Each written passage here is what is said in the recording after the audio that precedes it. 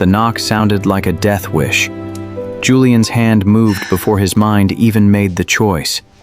The desk drawer slid open. His hand gripped the cold steel of the .357 Magnum. His breath was controlled, shallow, and lethal. It was 11:58 p.m. on Christmas Eve, and Julian Thorne was ready to check out. Nobody ever knocked on the 88th floor, not the concierge, not the private couriers who knew better, not the neighbors, because Julian had bought the entire top 3 floors just to ensure he didn't have any. He was a ghost in a glass box, surrounded by millions of dollars and absolutely nothing else. He crossed the living room in silence, his Italian leather loafers making no sound against the imported marble. Outside, the Manhattan skyline bled neon red through the floor-to-ceiling windows, warped by the blizzard raging against the city. He checked the security feed on the wall. 0 access without a key card. And yet, someone was standing right there. It was a woman, black, young. Her cheap parka was soaked through with melting snow. She shifted her weight, stamping boots that looked 2 sizes too big. Julian didn't check the peephole. In his world, the smallest threats were the ones that killed you fastest. He thumbed the hammer back. Click.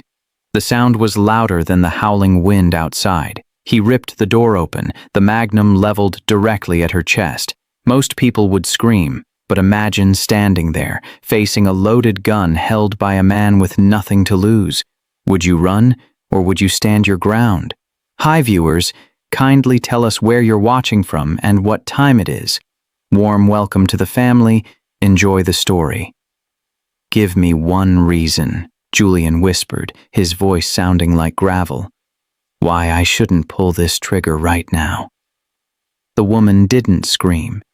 She didn't drop the foil-covered tray in her hands. She looked at the gun barrel, then straight into his dead eyes. Because, she said, her voice trembling but defiant, my oxtail stew is getting cold, and you look like you haven't eaten since the stock market crashed in 2008. Julian froze.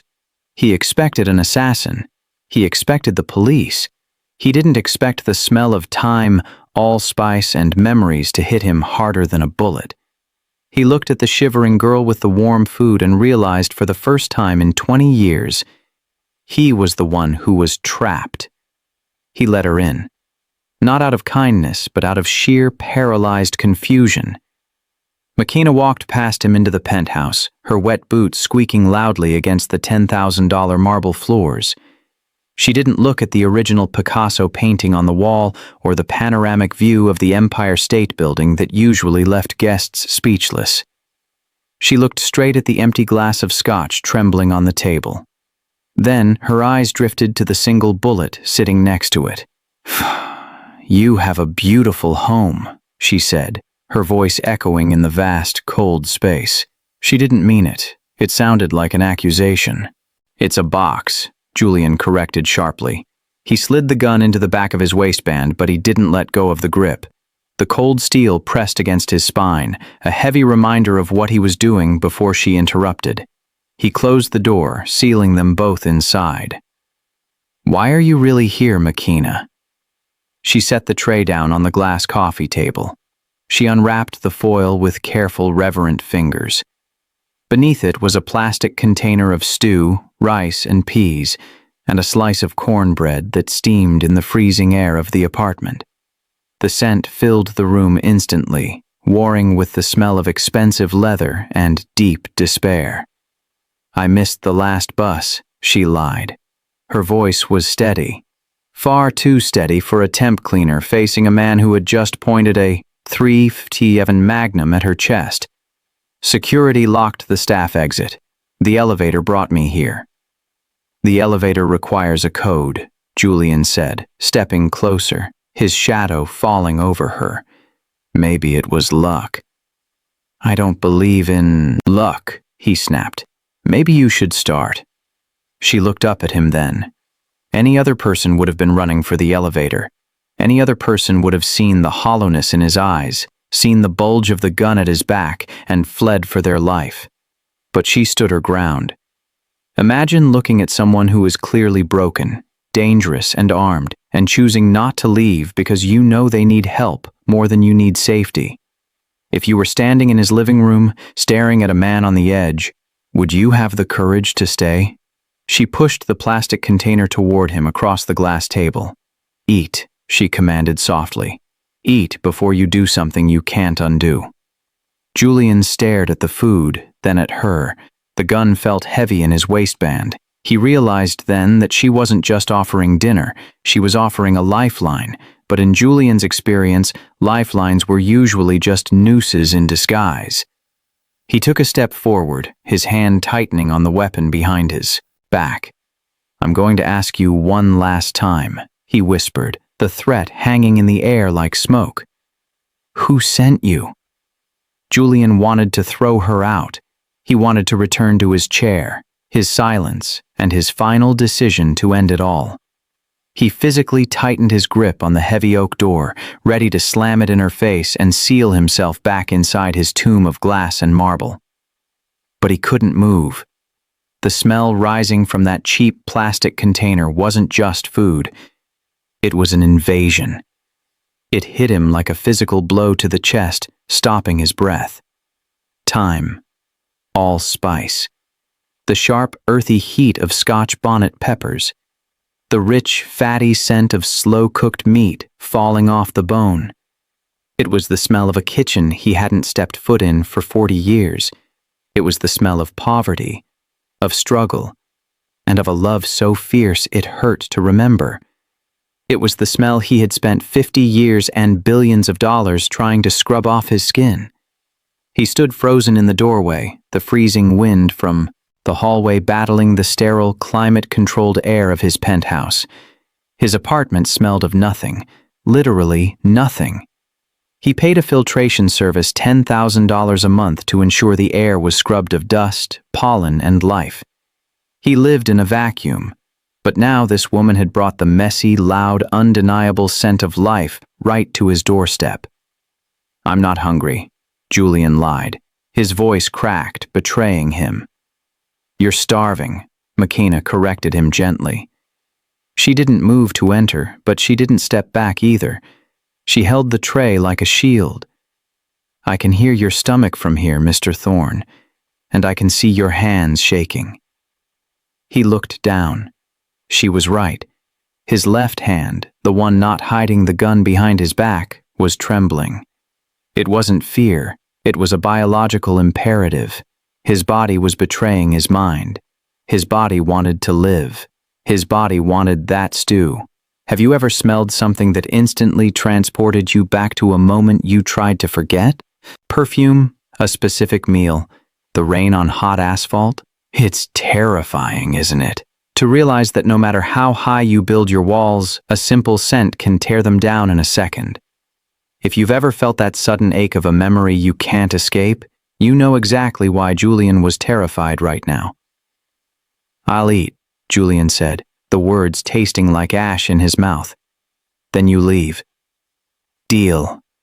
He stepped back, allowing her into the sanctuary. It felt like a violation. As she walked past him, the heat radiating from her body and the food made him dizzy. She placed the tray on the coffee table, right next to where he had been sitting with the gun just minutes ago. The contrast was violent. The tray was battered plastic. The table was Italian glass. The food was brown and humble. The room was black and white and cold. Julian closed the door. The latch clicked shut, locking the scent inside with him. He felt trapped. He walked toward the sofa, keeping the gun tucked into his waistband, the cold metal biting into his skin. He needed the pain. He needed the reminder that he was in control, not her, and certainly not a bowl of stew. He sat down opposite her. The distance between them was only 3 feet, but it felt like an ocean. McKenna didn't sit. She stood by the window, turning her back to him to give him a shred of dignity. She looked out at the blizzard swirling against the glass, watching the snow bury the city. "Why?" Julian asked. He stared at the foil. He hadn't touched it yet. "Why what?" she asked, her reflection watching him in the glass. Why bring this here? To me? Because nobody should eat alone on Christmas Eve, she said softly. Not even the man who owns the skyline. Her words cut deep. He looked at the food. He reached out a hand that felt heavy as lead and peeled back the rest of the foil. The steam rose up, curling around his face. It was intoxicating. It smelled like Saturday nights in a cramped apartment in Queens. It smelled like his mother humming while she chopped vegetables. It smelled like the boy he used to be before he became Julian Thorne. We all have things we hide, don't we? Pieces of ourselves we think are too broken or too poor to show the world. But imagine having billions of dollars, owning private jets and islands, and realizing in one moment that the only thing you actually want is a bowl of soup worth $5. It makes you wonder what we're all actually working for. Julian picked up the plastic spoon. It felt flimsy in his hand. He hesitated. If he ate this, he was admitting he wanted to live. If he ate this, he was breaking the contract he had made with himself when he loaded the gun. He looked at McKenna's back. Her coat was still dripping water onto his pristine floor. She was shivering slightly. She had walked through a blizzard to bring him this. Why? It's just stew, he whispered to himself, trying to regain his armor. It's just calories. It's not just stew, McKenna said, and, for the first time, her voice dropped an octave, losing its softness. She turned around slowly to face him. Her eyes were dark, unreadable holes in the dim light. It's a reminder. A reminder of what? Julian asked, the spoon hovering halfway to his mouth. Of what you traded to get that view, she said, nodding toward the window. Go ahead, Julian. Taste it. Tell me if it tastes like victory. Julian froze. The hair on the back of his neck stood up. That wasn't the voice of a temp maid. That was the voice of someone who knew exactly where the bodies were buried. He looked at the stew, then back at her, and suddenly, the smell wasn't just comforting anymore. It was a trap. He lowered the spoon slowly, his eyes narrowing. You didn't put nutmeg in this, he said, the realization hitting him like a train. My mother used to put nutmeg in her oxtail. Nobody else does that. McKenna didn't blink. She didn't smile. She just stared at him with an intensity that made the gun on his back feel like a toy. I know, she whispered. That's why I added it. Nutmeg. The word hung in the freezing air between them like a secret code. Julian stared at the spoon trembling in his hand. Every instinct he had, honed over 50 years of ruthless corporate warfare, screamed at him to drop the spoon, draw the magnum, and end this right now.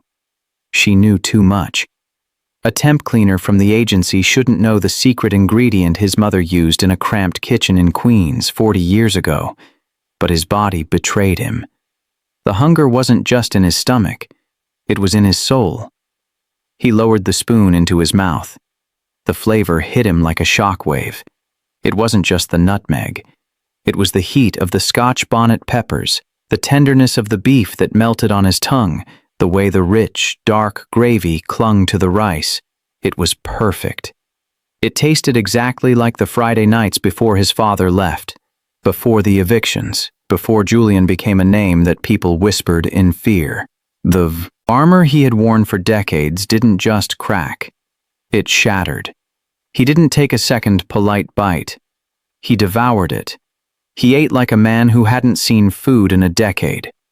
The plastic spoon scraped loudly against the bottom of the container, a desperate, scratching sound that echoed off the million-dollar walls. He ignored the sauce getting on his chin. He ignored the fact that a complete stranger was watching him unravel. For a few minutes, he wasn't the CEO of Thorne Industries. He was just a boy from the projects, hungry and cold, finding warmth in the only place it ever really existed. McKenna turned from the window. She didn't mock him. She didn't look away in embarrassment. She watched him with a terrifyingly calm intensity, like a scientist observing a lab rat in a maze.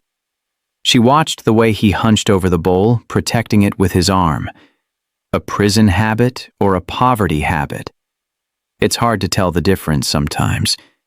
Think about the last time you ate dinner. Was the TV on? Were you scrolling through your phone, distracting yourself from the empty chair across from you? Now imagine eating alone every single night in a silence so loud it actually hurts your ears. We think money buys freedom, but often it just buys a bigger, nicer cage. If you've ever sat at a crowded table but still felt completely alone, you know exactly what Julian is tasting right now. It's not just stew. It's the taste of a life wasted on things that don't love you back. Julian scraped the last grain of rice from the corner of the container. He was breathing hard, the spice making his nose run, the heat flushing his pale, tired face. He set the spoon down. The silence rushed back into the room, heavier than before. He felt a sudden, crushing wave of shame. He wiped his mouth with the back of his hand, realizing too late how pathetic he must look. A billionaire in a tuxedo, crying over plastic takeout. "Good?" McKenna asked. Her voice was flat, devoid of the warmth she had shown at the door. "Adequate," Julian lied, his voice thick with emotion he tried desperately to swallow. He reached for the glass of scotch to wash away the vulnerability, but his hand was shaking so badly the ice clinked loudly against the crystal. He needed to regain control. He needed to be the monster again. He sat up straighter, fixing his cuffs. "You can leave now," he rasped, avoiding her eyes. "You did your good deed. Get out." McKenna didn't move toward the door. She took a slow, deliberate step toward him. The shadows from the blizzard outside played across her face, making her look older, harder, and infinitely more dangerous. "I didn't come here to do a good deed, Julian," she said, dropping the Mr. Thorne entirely. The familiarity stung like a slap. "Then why?" he snapped, finding a shred of his old anger. "For a tip? I have cash in the safe. Take it and go." "I don't want your money," she said, reaching into her pocket again. Julian flinched, his hand flying back to the gun in his waistband. But she didn't pull out a weapon. She pulled out a folded piece of paper, yellowed with age, and slammed it onto the glass table next to the empty bowl. "I came here," she hissed, leaning down until her face was inches from his, "because you didn't just fire 3,000 people last week to save your stock price. You erased them." Julian looked down at the paper. It wasn't a bill. It was an employee roster from 1998, and the first name, circled in angry red ink, wasn't a stranger. It was the only man Julian had ever truly feared in his life. "You recognize the handwriting, don't you?" she whispered. "Because he wrote your name in his suicide note, too." "You're Julian Thorne," she said, turning away from the window. The shivering was gone. The hesitation was gone.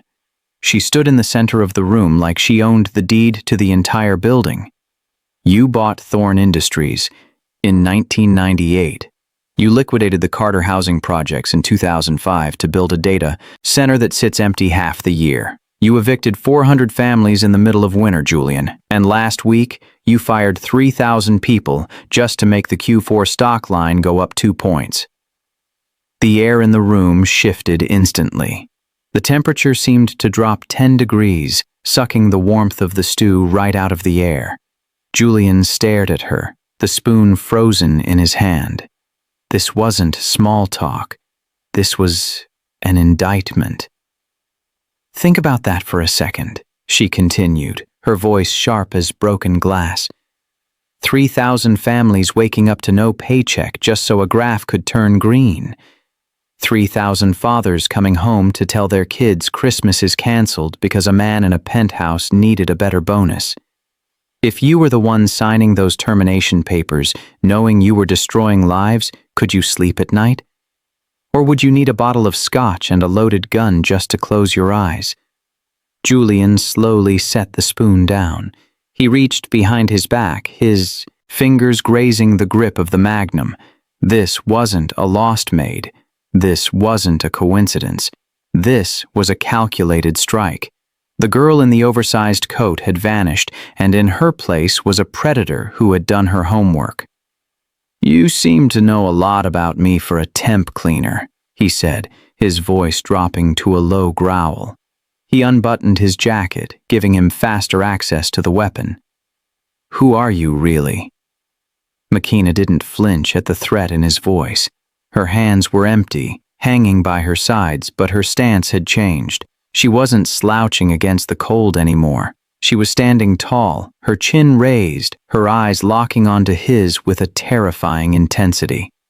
"I study," she said simply. "I like to know who I'm cleaning up after. I like to know if the mess I'm sweeping up is dust or if it's the remains of people's lives." "Why are you here?" Julian asked again, his muscles coiling tight, ready to spring. "And don't tell me it's about the bus. You didn't come here to clean. You came here for something else." She walked toward him, moving around the glass table with the grace of a cat. She stopped 3 feet away, looking down at the half-eaten stew that he had devoured with such desperation. "You're right," she whispered. "I didn't come to clean. And I didn't come for your money." "Then what?" Julian demanded. "Revenge? Is that it? You're one of the 3,000? "No," she said. "I'm not one of the 3,000. I'm the one who remembers the ones you forgot long before that." She leaned in closer, invading his personal space, challenging the gun, challenging the power, challenging the billionaire who thought he was untouchable in his tower. "I'm here because you killed him," she said, the words hanging heavy and absolute in the silence. Julian didn't blink. He gripped the gun tight. "Killed who?" Makina smiled, but it wasn't a happy smile. It was the kind of smile you see on a person who has nothing left to lose and is finally ready to burn the world down. "The man whose recipe you just ate," she whispered, "and I'm not leaving until you pay the bill." Julian didn't blink. He stood there, holding the gaze of the woman who had just fed him, his mind racing through a Rolodex of faces he had erased over the last 30 years. The terrifying truth was that he didn't remember a specific recipe or a specific man. To him, employees were just numbers in a spreadsheet, assets or liabilities. When an asset became a liability, you cut it. It wasn't personal, it was business. But looking at the fire in Makina's eyes, he realized that for the rest of the world, business was personal. It was survival. "I don't know who you're talking about," Julian said coldly, his voice devoid of apology. He tightened his grip on the hidden gun, ready to draw. "I fired thousands of people. I can't remember every sob story." "His name was Marcus Freeman," Makina said, stepping closer, her voice shaking with a rage she had suppressed for 2 decades. "He wasn't a number. He was the foreman at the Carter Projects. He was the man who organized the strike when you tried to evict the families in the middle of December to build your server farm. You remember the Carter Projects, don't you, Julian? It was your first billion-dollar deal." Julian's eyes narrowed. He remembered the deal. He remembered the protests. He remembered crushing them. "Marcus didn't just lose his job," she continued, tears finally spilling over, hot and fast. "You blacklisted him. You made phone calls. You made sure that a man with 20 years of construction experience couldn't get a job sweeping floors in the entire tri-state area. You stripped him of his work, which meant you stripped him of his dignity. He came home every day for 6 months smelling like failure instead of sawdust. Think about that level of power. To reach out from a skyscraper and snuff out a light in a basement 10 miles away without even looking up from your desk, it's terrifying how easy it is for corporate greed to dress itself up as efficiency while destroying actual human lives. If you knew that the products you buy or the stocks you support were paid for with the dignity of honest men like Marcus, would you still look the other way? It makes you wonder how many ghosts are haunting the boardrooms of America right now, waiting for their moment to speak. "He stopped eating," Makina whispered, the memory clearly ripping her apart. He stopped talking. He sat in the dark, staring at the wall, holding the eviction notice you sent us. He looked at me, his little girl, and he couldn't look me in the eye because he couldn't buy me a winter coat. You didn't just take his paycheck, Julian. You took his name. People lose jobs every day, Julian said defensively, though his heart was hammering against his ribs. It's a tough world. He should have adapted. He hanged himself in our basement 6 months later. McKenna delivered the words like a physical blow. I was 12. I found him. He was wearing his work boots. He wanted to die ready to work, even though you wouldn't let him. The silence that followed was louder than the blizzard outside. Julian felt the blood drain from his face.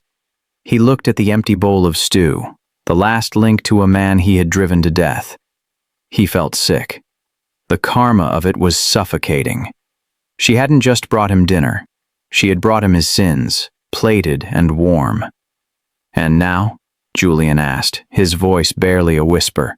He stepped back, putting distance between himself and her grief. You're here to kill me? Is that it? An eye for an eye? McKenna smiled. It was a terrifying, broken smile that sent a chill straight down his spine, freezing him in place. She looked at his hand behind his back, then up to his eyes, seeing right through his tough exterior to the frightened man beneath. No, Julian. Killing you would be too easy. Besides, she said, her gaze dropping to his waist, you were already trying to do that, yourself when I knocked. Julian stiffened, his spine snapping straight against the cold steel tucked in his waistband. He felt exposed, naked in a way that had nothing to do with clothes. He had spent 50 years building a fortress of silence around his life, ensuring no one saw the cracks.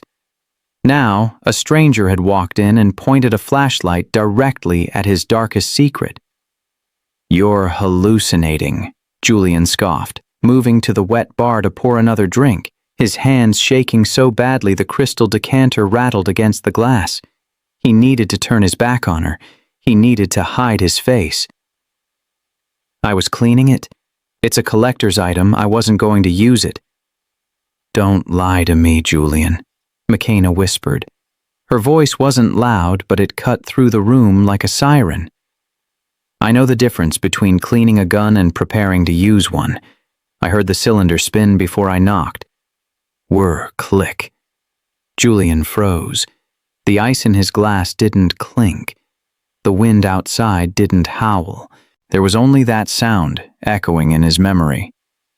I know that sound, she continued, her voice trembling with a pain that matched his own. It's the loudest sound in the world when the house is quiet.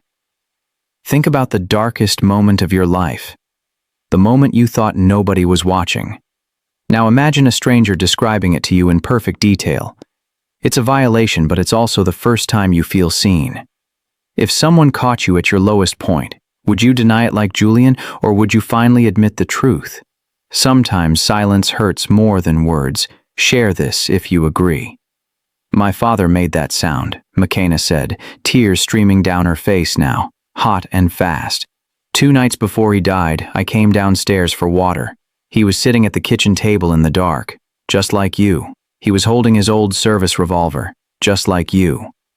And he spun the cylinder. Click. Julian turned around slowly. The arrogance was gone. The billionaire CEO was gone. In his place stood a tired, frightened man who realized his penthouse wasn't a castle. It was just a higher basement. The distance between the 88th floor and the housing projects suddenly vanished. Pain doesn't care about your zip code. He told me he was cleaning it too. McKenna wiped her eyes with her sleeve. He lied to protect me. But you don't have anyone to protect, Julian. You're all alone up here. So what do you want? Julian demanded, his voice cracking. He felt cornered. Money? I have millions in the safe. Take it. Leave. Forget you saw me. I don't want your money. McKenna reached into her deep coat pocket. Julian's instinct screamed danger. He drew the revolver in one fluid motion, the muscle memory taking over. He aimed it directly at her face, his finger tightening on the trigger. "Don't move," he warned, his heart hammering against his ribs like a trapped bird. "I won't hesitate." She didn't stop. She didn't freeze. She pulled out a small, battered leather object. At night, it wasn't a weapon. It was worse. She slammed it onto the glass table next to the gun. "I want you to read this," she said. "What is it?" "It's his diary," she whispered. "The last year of his life. I want you to read exactly what you did to a good man. I want you to feel it." "And if I refuse?" Julian asked, the gun still leveled at her eyes. "Then shoot me," McKenna said, her voice steady as a heartbeat in the dead of night. She didn't back down. She didn't flinch away from the dark barrel of the .357 Magnum aimed at her face. Instead, she bypassed the weapon entirely and sat down on the white Italian leather sofa directly across from him. She looked exhausted, not scared. Exhausted. Like she had carried that coat and that burning anger for 20 years and was finally setting it down. "I've got nothing left anyway," she said, leaning back and closing her eyes, exposing her neck to him. "My landlord evicted me yesterday. This coat is the only thing I own. I spent my last $10 on the ingredients for that stew you just ate." Julian stood frozen. The gun felt heavy in his hand, heavier than it had 5 minutes ago. He was a man who moved billions of dollars with a phone call, yet he couldn't move his finger an inch. "Read it, Julian," she whispered without opening her eyes. "Or pull the trigger. Those are your choices. But I am not leaving until one of us is dead or you know the truth." The journal sat on the glass table between them. It was small, bound in cracked black leather that had seen better days. It was stained with old coffee rings and maybe tears. It looked like a living, breathing thing in this dead, sterile room. Next to it sat the gun. Death and truth, side by side. Julian looked at the gun. He thought about the silence he had been craving all night. He thought about the click of the hammer he had heard earlier. That sound represents the darkest place a human mind can go, a place where the silence screams so loud you can't think.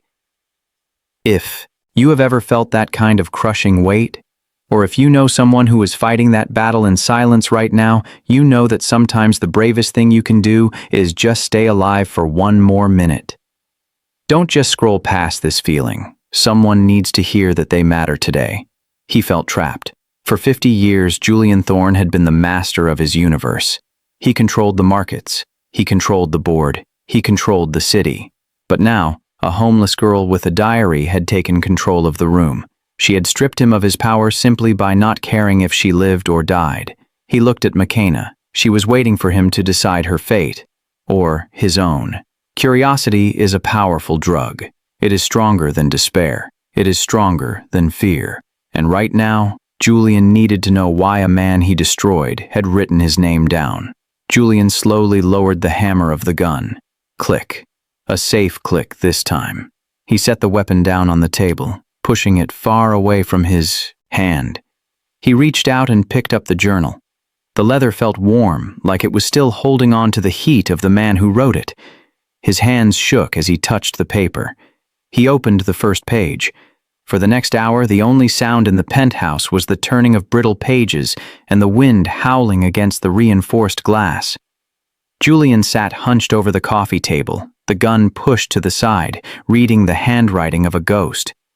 He read about the panic when the eviction notice arrived on a Tuesday. He read about the shame of a father counting coins on the kitchen counter, trying to decide between paying for heat or buying a winter coat for his daughter. Entry, October 4th, 2005. I looked at McKenna today. She's so thin. I failed her. Thorne didn't just take my job. He took my dignity. He took my name. Everywhere I go, the door slams shut because his name is on the blacklist. He is a giant, and I am just an ant getting crushed under his shoe. Julian felt a tightness. In his chest he hadn't felt in decades. It wasn't the angina of old age, it was the crushing weight of guilt. For years he had told himself that he provided jobs, that he built the future. But reading these pages, he realized he didn't build anything. He just destroyed things to make space for his own ego. He looked up at McKenna. She had fallen asleep on the white sofa, curled into a tight ball, her breathing shallow and quiet. She looked so young, so vulnerable. She was the thin girl from the diary, grown up but still carrying the scars he gave her. We all think we are the hero of our own story, don't we? We justify our actions. We say it was just business or necessary. But imagine looking in the mirror and realizing that to someone else, you aren't the hero. You are the monster under the bed. You are the nightmare that ruined their life. If you found out today that your success came at the cost of a child's happiness, would you still be proud of it? Julian stood up, his legs feeling weak. He walked to the floor-to-ceiling window. The storm outside had turned the glass into a black mirror. He looked at his reflection. He didn't see a billionaire in a tuxedo. He saw a predator. He saw a man who had traded human souls for stock options. He turned back to the book. There were only a few pages left. The handwriting was getting messier, more desperate. He knew how this story ended. He knew there was a rope in a basement waiting on the final page. He wanted to close the book. He wanted to throw it away and drink until he forgot. But he owed Marcus Freeman this much. He owed him the respect of witnessing the end. He sat back down. His hands shook violently as he turned to the month of December. He braced himself for the hatred. He braced himself for the curses he deserved. He wasn't prepared for what came next. The page was stiff with dried salt water. Julian's fingers trembled as he smoothed it out, forcing himself to read the entry dated November 14th, the day the bulldozers arrived. The sheriff came at 6 a.m., Marcus wrote. He gave us 10 minutes. I didn't wake McKenna up until the last second. I didn't want her to see the neighbors watching. She tried to grab her school books, but the deputy said to leave them. We stood on the sidewalk in the freezing rain. All we had was 2 suitcases and a box of kitchen supplies. McKenna asked me where we were going to sleep. I told her, somewhere better. I lied. We slept in the station wagon. It was 12 degrees that night. I gave her my coat, but she still shivered until morning. I failed her. Julian stopped reading. He couldn't breathe. He remembered November 14th perfectly. He was in Aspen, skiing with the board of directors. He remembered drinking hot cocoa by a fireplace that cost more than Marcus Freeman made in a year. He remembered checking his phone and seeing the email confirmation. Carter Projects. Eviction complete. Demolition scheduled. He had smiled. He had toasted to progress. He didn't know progress meant a 12-year-old girl sleeping in a car, freezing because he wanted a better view for his servers. Imagine holding your child's hand while a stranger changes the locks on your front door. Imagine the shame of trying to keep them warm with just your body heat, knowing you have absolutely nowhere to go. It's a kind of helplessness that breaks a person's spirit forever. If you've ever had to choose between paying rent and buying food, or if you've ever slept in a car because you had no choice, you know that poverty isn't just a lack of money, it's a lack of safety. Julian looked up from the book. He looked at the white leather sofa where McKenna was sleeping. She was curled into a tight ball, her knees pulled up to her chest.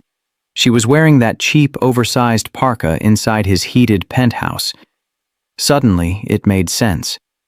She wasn't just cold from the blizzard outside. She was cold from a winter that started 20 years ago and never ended. He had signed a piece of paper in a warm boardroom, and because of that signature, that girl had lost her bed. She had lost her safety. She had lost her father. He looked back at the journal. There was one entry left. The date was December 12th. The handwriting wasn't jagged and angry anymore. It was straight. It was calm. It was the handwriting of a man who had made a final decision. Julian's heart hammered against his ribs. He knew he was about to read a curse. He knew he was about to read the hateful words that would condemn him to hell. He turned the page, bracing himself for the blow that would finally shatter him. But the first line wasn't a curse. It was a name. To my daughter, Makina. I don't hate Thorn, the entry read. The ink faded, but the message hitting Julian with the force of a freight train. I can't hate him. I watched his interview on the news tonight. I saw the way he clenched his jaw when they asked about his family. He's a man, building an empire because he's terrified of being small. He looks like a boy lost in a suit. Julian stopped breathing. He gripped the edge of the table, his knuckles turning white. He had prepared himself for vitriol. He had prepared himself to read that he was a devil, a tyrant, a monster. He could have handled hatred. Hatred was a language he spoke fluently. He could have dismissed hatred as the ranting of a bitter, defeated man. But this was pity. This was understanding. I pray for him, Marcus had written on the very last line, just inches above where the ink trailed off forever. I pray he finds peace before his ambition eats him alive. I just wish his peace didn't cost my family our home. Forgive him, Makina. Hate is too heavy a burden for you to carry. The book slipped from Julian's fingers and hit the glass table with a dull thud. He broke. It wasn't a silent, cinematic tear rolling down a cheek.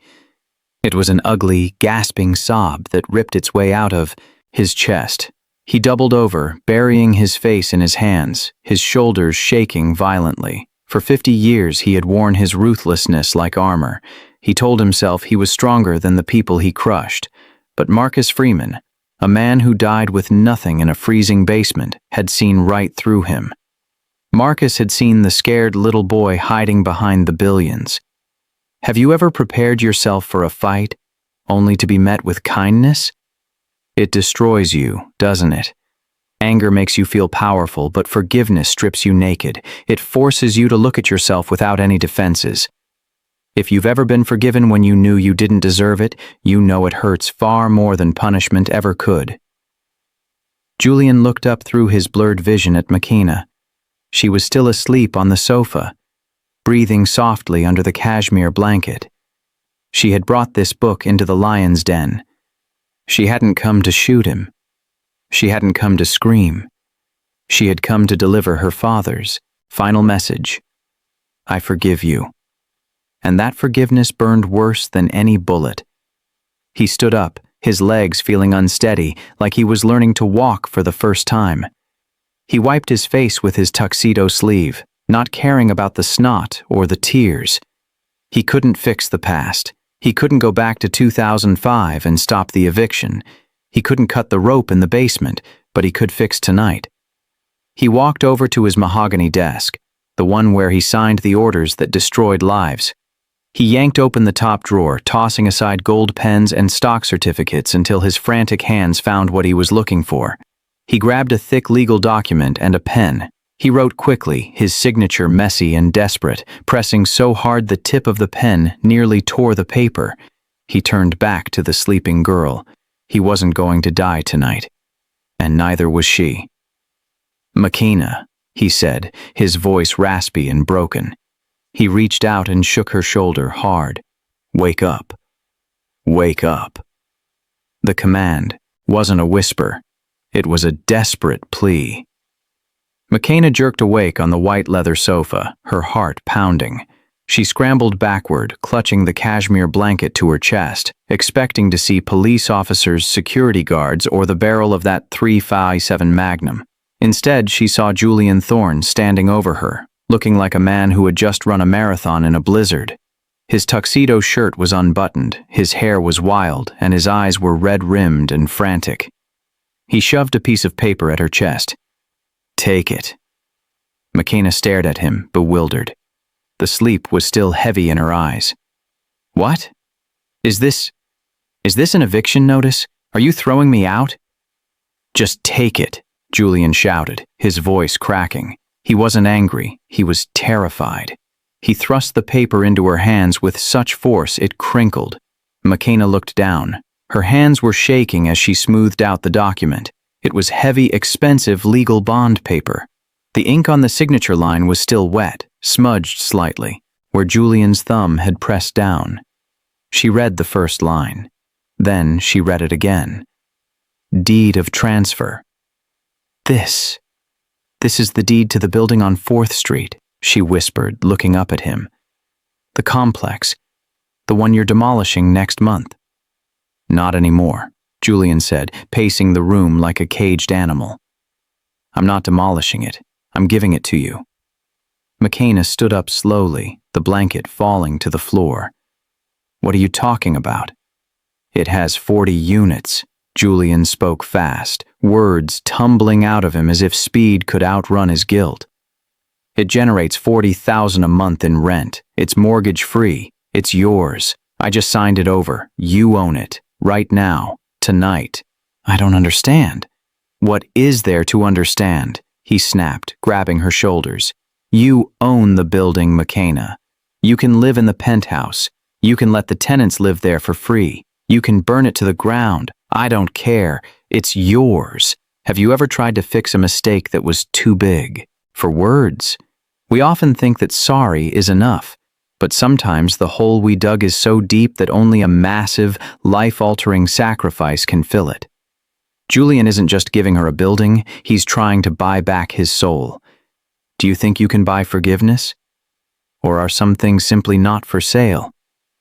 McKenna looked from the paper to the man. She saw the desperation in his sweat, the panic in his grip. He was trying to pay a debt that had been accruing interest for 20 years. He was trying to pay for her father's life with brick and mortar. I can't take this, she said, her voice hard. She held the paper out to him. I didn't come here for a handout, Julian. I'm not a charity case. It's not charity, Julian yelled, pushing her hand back. It's back pay. It's severance. It's blood money. Call it whatever you want, but you are not leaving this room without it. I don't want your guilt, McKenna shouted back, throwing the paper onto the glass table. You think you can just sign a paper and erase 20 years of freezing in a car? You think a building brings my father back? No, Julian roared, and the sound shattered the tension in the room. He collapsed onto the sofa she had just vacated, burying his face in his hands. No, I know it doesn't bring him back, but I can't let you freeze anymore. I read the book, McKenna. I read what I did. He looked up at her, tears streaming down his face again. You said your father died ready to work, Julian whispered. Well, now you have a job. You're a landlord. You're the owner. Please, take it. It's the only way I can sleep tonight. McKenna looked at the deed on the table. It was millions of dollars. It was security. It was a future. But looking at Julian, she realized it was something else, too. It's back pay, Julian repeated, his voice barely audible. With interest. I don't want your pity, Julian. McKenna pushed the deed back across the glass table, her voice trembling, not with fear, but with pride. My father died with nothing, but he died with his name clean.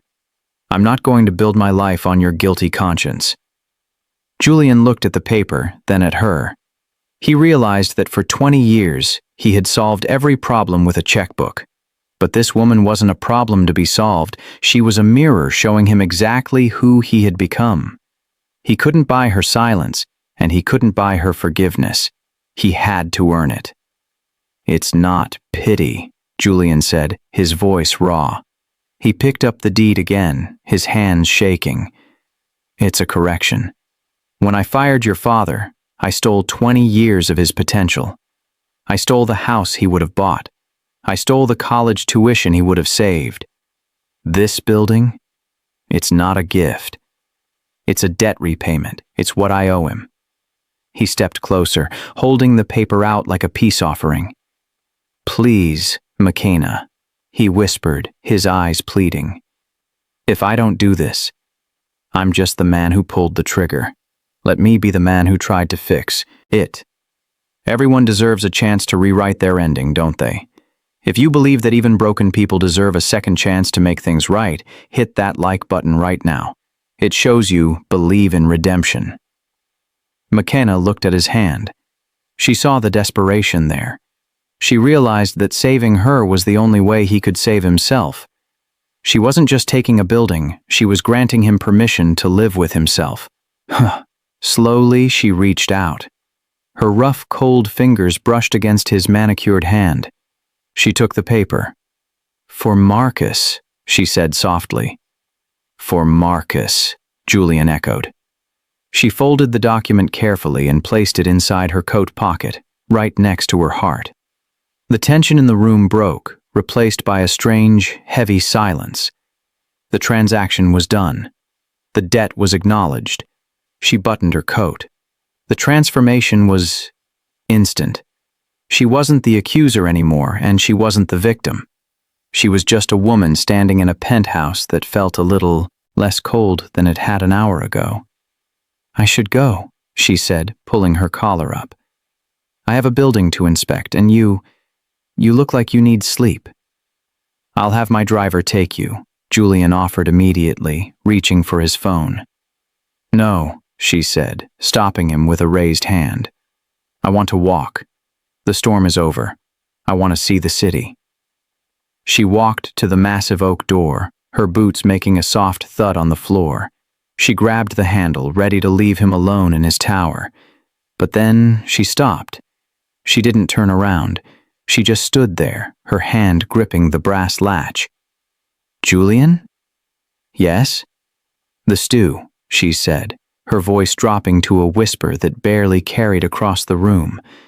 "Did you finish it?" "Every bite," Julian replied, looking at the empty plastic container on the table. It was incredible." McKenna turned her head slightly. She smiled, but it wasn't a smile of warmth.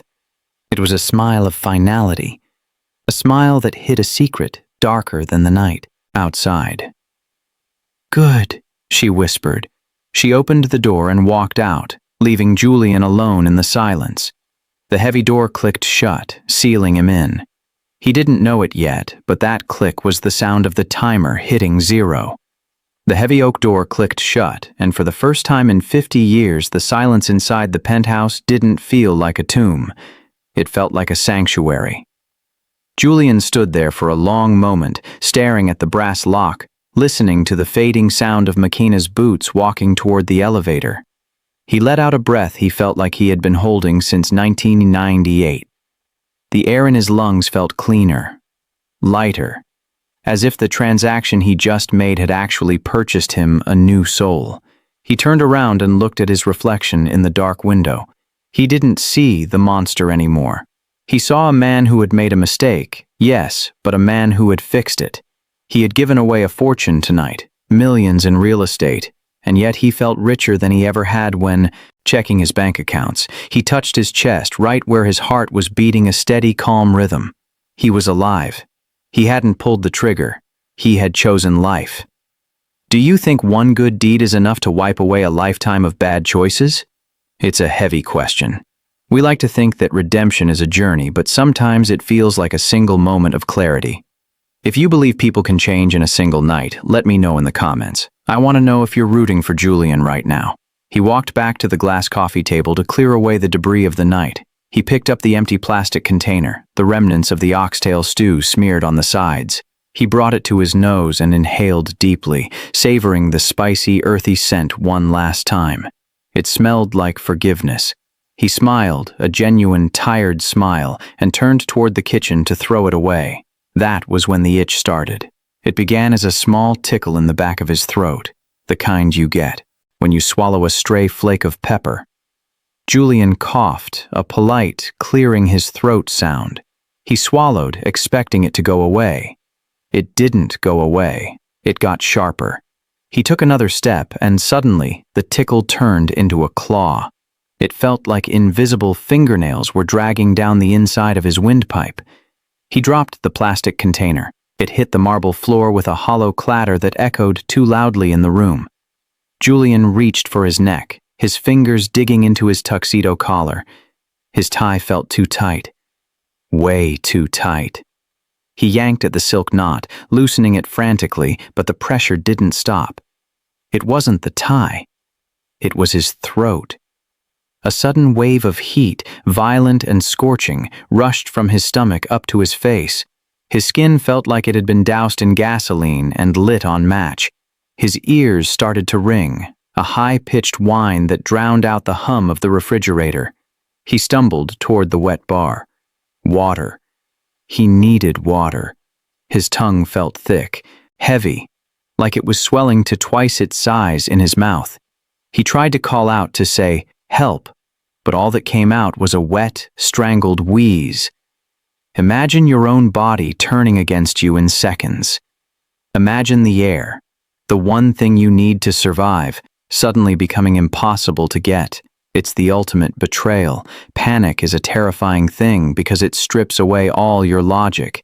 Julian wasn't a billionaire anymore. He was an animal fighting for oxygen. He grabbed a crystal pitcher of water, his hands shaking so violently that water sloshed over the sides, soaking his expensive cuffs. He tried to lift it to his lips, but his grip failed. The heavy crystal slipped from his numb fingers and shattered on the floor, sending shards of glass skittering across the marble like diamonds. He fell. His knees hit the floor hard, right onto the broken glass, but he didn't feel the cut. He only felt the fire in his throat. He clawed at his neck, scratching red welts into his skin, gasping, heaving, trying to suck air through a straw that was rapidly pinching shut. The room began to spin. The lights on the ceiling blurred into long, white streaks. He rolled onto his back, staring up at the high ceiling he had paid so much for. His vision was tunneling, black spots dancing in front of his eyes. He couldn't breathe. He couldn't speak. He was drowning on dry land. And then, through the haze of panic and hypoxia, a single image flashed in his mind. He saw McKenna standing at the door. He saw the way she had looked at him before she left. He heard her voice, soft and terrifyingly calm, asking him one final question. "Did you finish it?" The realization hit him harder than the lack of air. The spices, the nutmeg, the heat. It wasn't just a recipe. He wasn't suffering from a heart attack. He wasn't having a panic attack. He was being murdered. She poisoned me. The thought screamed through his mind, louder than the ringing in his ears. It wasn't a question, it was a cold, hard fact that settled in his gut like a stone. Julian clawed at the marble floor, his fingernails scraping uselessly against the cold stone, trying to drag his heavy body toward the door. But his muscles weren't listening anymore. His legs felt like they were filled with concrete. His lungs were seizing up, sealing shut like a bank vault. He let out a choked, wet, gurgling sound that might have been a laugh if he had any air left. It was brilliant. It was poetic. It was the cruelest joke anyone had ever played on him. She hadn't come to save him. She hadn't come to redeem him. She had come to make sure he wanted to live, just so she could take it away. She wanted him to die with hope in his heart, so the loss would hurt more. He rolled onto his back, gasping like a fish on dry land, staring up at the white ceiling that was beginning to spin violently. He replayed the entire night in his mind, but this time he saw it through a different lens. The tears? Acting. The diary? A prop. The forgiveness? A strategy. It was all a perfectly executed con designed to disarm the most guarded man in New York City. He felt a surge of self-hatred hot enough to rival the fire in his throat. He had been so stupid. He, the shark of Wall Street, the man who saw every angle, had been taken down by a bowl of stew and a sob story. See, he had signed the deed. He had given her millions. He had handed her the murder weapon and thanked her for it. He had opened the door. He had let someone in. For the first time in 20 years, he trusted a human being, and this was his reward. It's the worst feeling in the world, isn't it? To finally lower your shield, to let someone see your heart, only to realize they were holding a knife the whole time. If you've ever regretted trusting the wrong person, or if you know how much betrayal burns, you know exactly what Julian is feeling right now. I was right, he thought bitterly as the darkness crept in from the corners of his vision, narrowing his world down to a pinprick of light. I was right to lock the doors. I was right to be alone. People are parasites. Everyone wants something. Love is just a lie people tell to get close enough to strike. He tried to reach for his phone on the floor. The screen was glowing just inches away. If he could just tap the emergency button. If he could just move his arm. But his fingers wouldn't obey. His hand lay limp on the cold floor, twitching once before going still. The paralysis was total. The fire in his throat was consuming him, burning away the last of his oxygen. He felt his heart stutter. Thump, thump, silence. He wasn't angry anymore. He was just tired. He had spent his whole life fighting, and in the end he had lost because he dared to be kind. He had lowered his guard for 1 hour, and it cost him everything. Marcus Freeman's daughter didn't come for peace, he thought as his eyes fluttered shut. She came for war. The last thing he saw wasn't his life flashing before his eyes. It was her face. He saw that small, sad smile she gave him right before she walked out the door. He heard her whisper, "Did you finish it?" The darkness swallowed him whole, and then there was nothing. Darkness. Then, a sound that drilled straight into the center of his skull. Beep, beep, beep. Julian gasped, his eyes flying open. The light was blinding. Pure, aggressive white that burned his retinas. He blinked rapidly, trying to clear the haze, but the world was a blur of fluorescent tubes and stainless steel. He wasn't in hell. Hell wouldn't smell like bleach, iodine, and cheap floor wax. He was in a hospital room. He tried to sit up, but his body screamed in protest. He was anchored to the bed. Tubes snaked out from under the sheets, taped to his chest, stuck in his arm, clipped to his finger. He felt a plastic mask over his nose and mouth, forcing cold, dry air into his lungs. Panic surged through him like an electric shock. I'm alive. The realization wasn't a relief. It was a threat. If he was alive, it meant the poison hadn't finished the job. It meant she had failed. But where was she? Where were the police?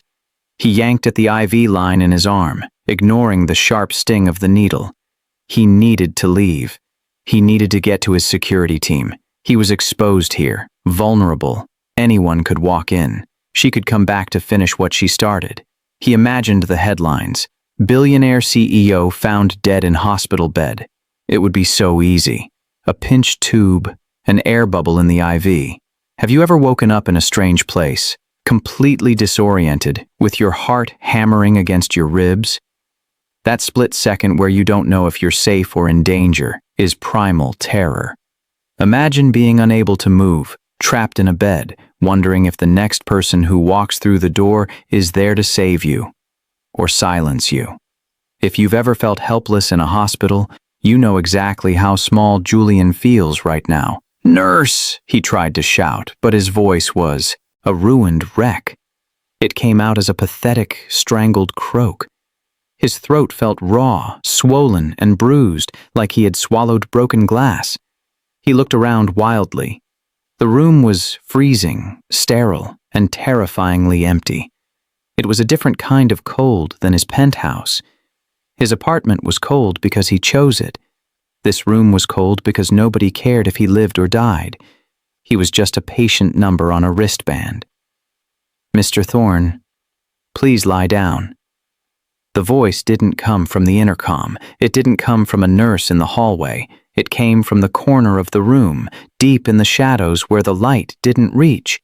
Julian froze. The heart monitor beside him sped up, betraying his fear to the entire room. Beep, beep, beep, beep. He turned his head slowly, fighting the stiffness in his neck. A figure stepped out of the shadows.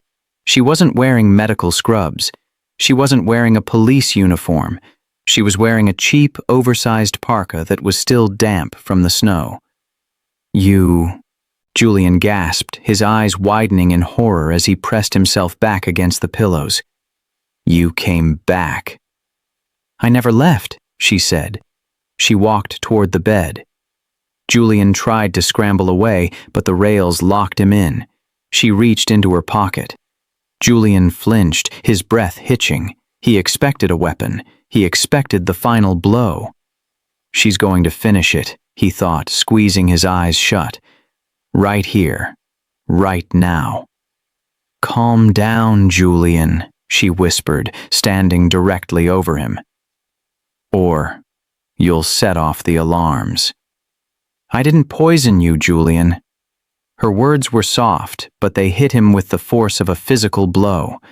The panic that had been screaming in his brain suddenly went silent, replaced by a confusing, heavy thudding in his chest. McKenna didn't move closer.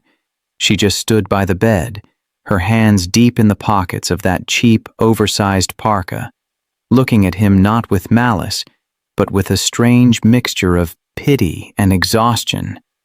Before Julian could respond, the door swished, open again. A nurse in blue scrubs bustled in, checking the monitors with efficient, uncaring eyes. She didn't look at Julian as a person. She looked at him as a set of data points on a screen. "Your oxygen levels are stabilizing," the nurse said, tapping on a keyboard. "The swelling in your trachea has gone down significantly. You're a very lucky man, Mr. Thorne.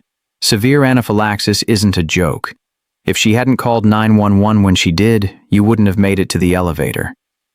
Julian blinked, the room spinning less violently now. "Anaphylaxis?" he croaked, the word feeling foreign and thick on his swollen tongue.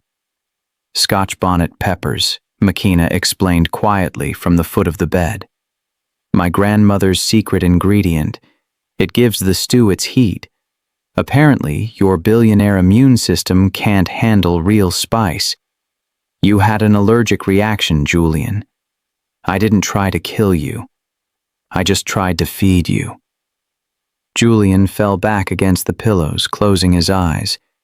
A wave of shame washed over him, hotter than the allergy itself. He had laid on the floor of his penthouse, convincing himself that this woman was a master assassin, a vengeful demon sent to collect a debt in blood.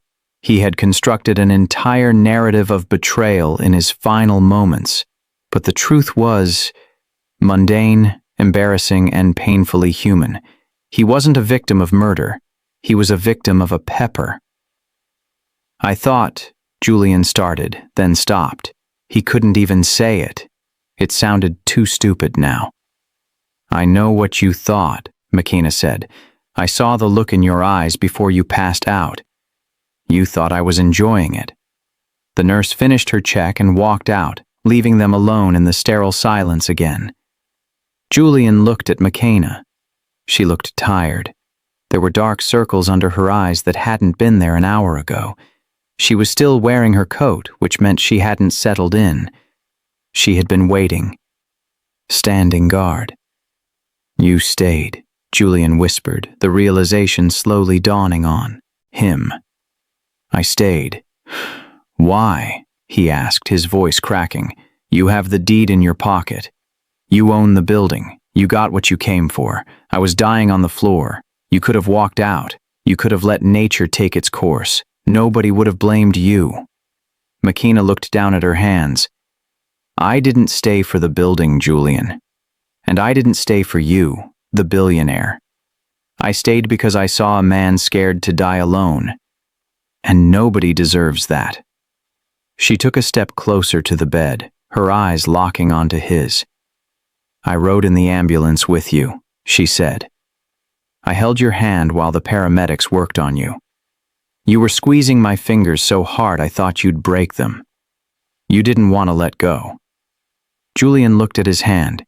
He could still feel the ghost of her grip. In a world where everyone he knew was on his payroll, where loyalty was a line item in a budget, this woman, who had every reason to hate him, had refused to abandon him. Think about the people in your life right now. Who would actually ride in that ambulance with you? Not the people who want your money or your clout or your connections. Who would sit in a cold plastic chair for hours just to make sure you woke up? True loyalty isn't about what you can do for someone. It's about who stays when you have nothing left to offer. If you have someone who would stay by your side no matter what, type, "I'm loyal" in the comments right now. Don't take them for granted. "I'm sorry," Julian said, and for the first time in his life, the apology wasn't a negotiation tactic. It was an admission of defeat. "I'm sorry I doubted you. I'm sorry I thought the worst. It's just, I'm not used to this." "Used to what?" "Kindness without a price tag." McKenna let out a short, dry laugh. She reached into her bag, the same bag that had carried the stew, and pulled out the battered leather journal. "The price tag is still there, Julian," she said, her tone shifting. The softness evaporated, replaced by the seriousness he had seen back in the apartment. "You think you finished the transaction because you signed the deed. You think you fixed it." "I gave you the building," Julian said, confused. "I read the diary. I read the forgiveness." "You read part of the diary," McKenna corrected him. She walked to the side of the bed and placed the book on his chest, right over his heart. "You stopped at the entry about forgiveness. You closed the book because you got the answer you wanted. But you didn't turn the page." Julian looked at the book. It felt heavy on his chest, heavier than the medical equipment. "There's one more entry," McKenna whispered, leaning in close. "And this one changes everything."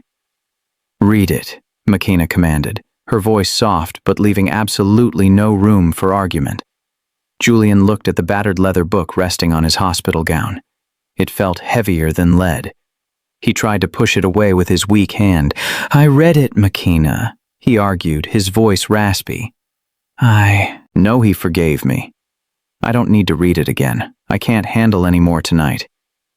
"You didn't finish it," she said, pressing the book back down over his heart, right where the monitor leads were stuck to his skin. "You stopped when you felt better. You stopped when you got your redemption. But the truth isn't convenient, Julian. The story didn't end there." She opened the book for him, turning past the entry about the eviction, past the entry about forgiveness, to the very last page. The ink was different here, shaky, pressed hard into the paper, written by a man who knew he didn't have much time left. Julian looked down. The date was March 3rd, 2006. 3 days before Marcus Freeman died. "I found the papers in Mom's old trunk today," the entry began. "The adoption records from 1954. I always wondered why she never talked about the baby she gave up before she met Dad. Now I know. His name wasn't Julian Thorne back then. It was Julian Freeman."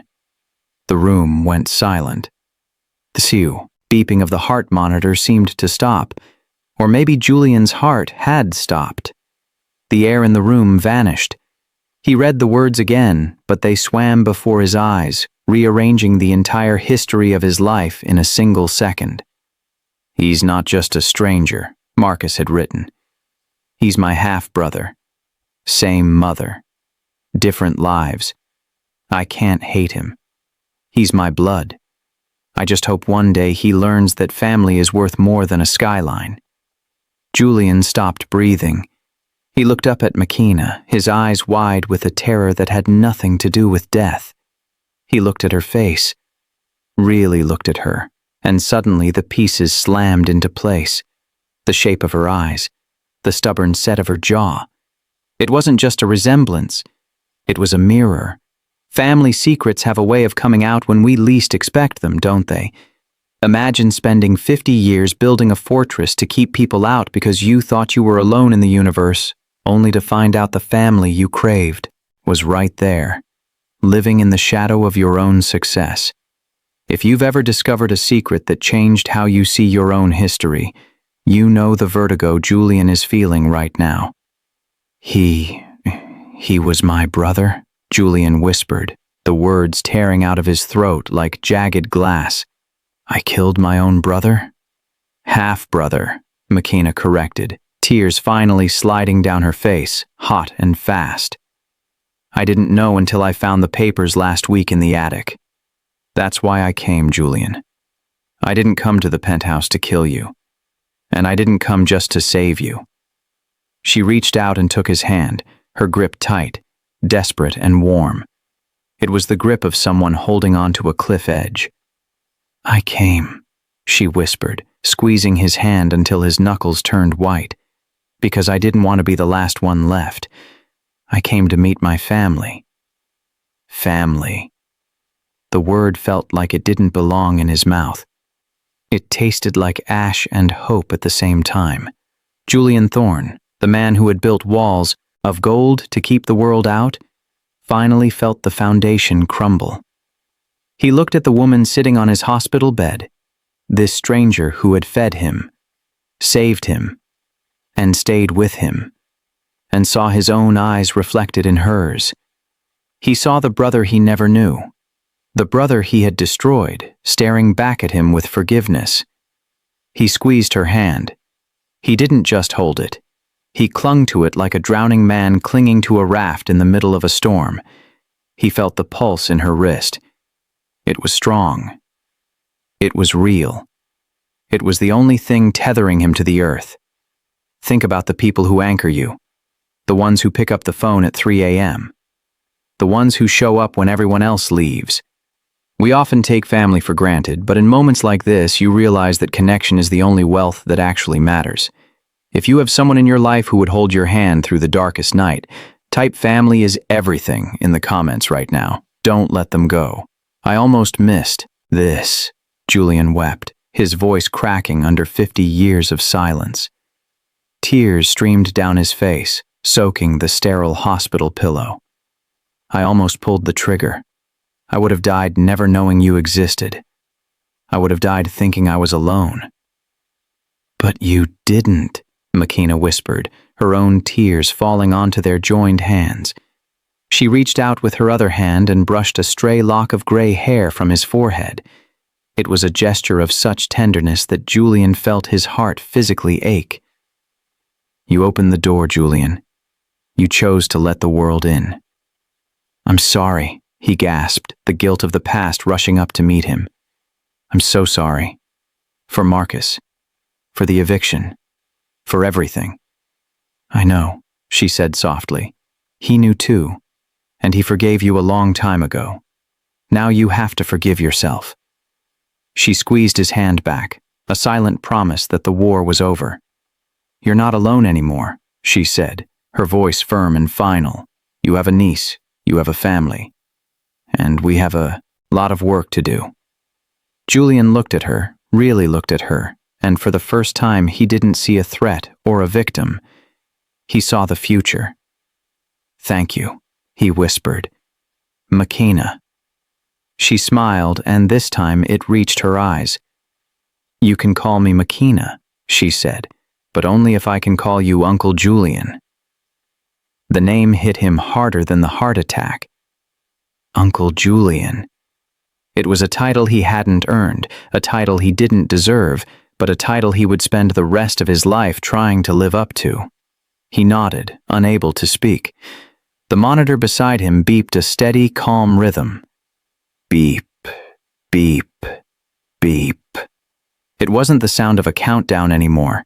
It was the sound of a beginning. Rest now, Uncle Julian, she said, pulling the blanket up to his chin. We have a building to renovate in the morning.